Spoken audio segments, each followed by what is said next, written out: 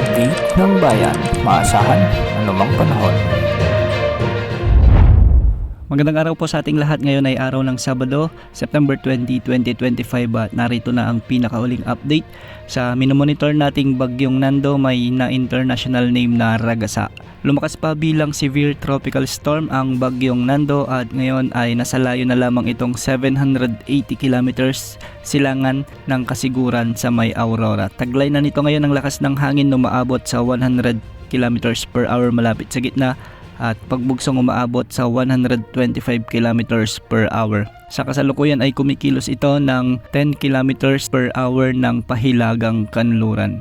Makikita natin sa ating satellite animations na medyo malawak na ang kaulapan na sakop ng bagyong ito at meron itong lawak na 440 kilometers na diametro mula sa gitna. Kaya kung mapapansin natin, nahahagip nga ng outer rain bands nito ang ilang bahagi ng Mindanao at Visayas na sinasamahan pa ng paglakas ng habagat. Sa kasalukuyan ay wala pang nakataas na anumang wind signals sa anumang bahagi ng ating bansa, ngunit ayon sa Pag-asa, ngayong araw posibleng magtaas na ng tropical cyclone wind signal number 1 sa bahagi ng Northern Luzon at ang pinakamataas na wind signal na pwedeng itaas ay wind signal number 5, lalong-lalo na habang papalapit o habang dumadaan ang bagyo sa may extreme Northern Luzon.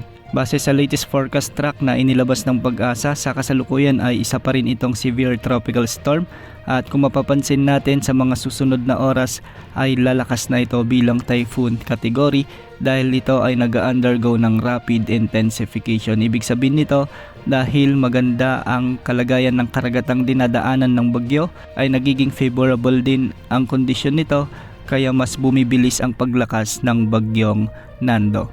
Bukas inaasahang magiging typhoon category na ito o mamayang hapon ay inaasahang magiging typhoon category na ito at sa araw ng Lunes ay inaasahang lalakas na rin ito bilang super typhoon category habang papalapit sa bahagi ng Babuyan at Batanes area. Dahil sa lawak ng bagyo, hindi rin natin inaalis ang posibilidad na maapektuhan ang malaking bahagi ng mainland Cagayan, ang northern portions ng Ilocos Norte at Apayao.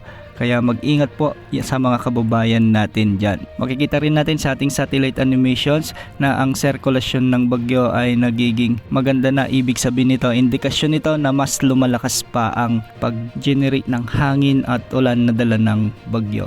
Ngayong araw, dahil nga sa trough ng severe tropical storm Nando, asahan ang maulap na kalangitan na may mga kalat-kalat na pagulan at thunderstorms sa Bicol Region, Cagayan Valley, Eastern Visayas, Aurora at Quezon Province. Kaya pinag-iingat natin ang ating mga kababayan sa mga nabanggit na lugar dahil ngayong araw ay nararamdaman na ang extension ng bagyong Nando.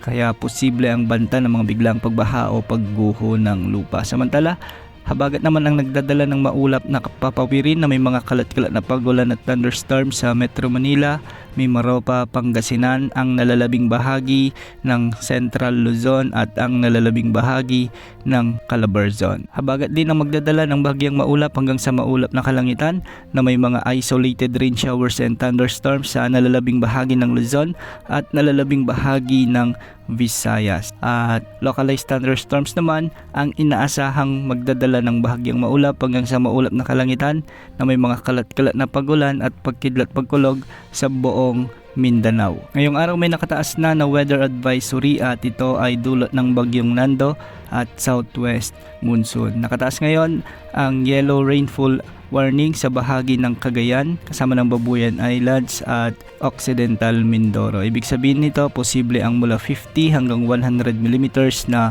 pag-ulan. Tabayanan ng mga susunod na updates ukol sa bagyong Nando at sa magiging lagay ng panahon sa mga susunod na oras. Yan muna ang latest sa lagay ng panahon. Ito po ang weather update ng bayan. Maasahan anumang panahon.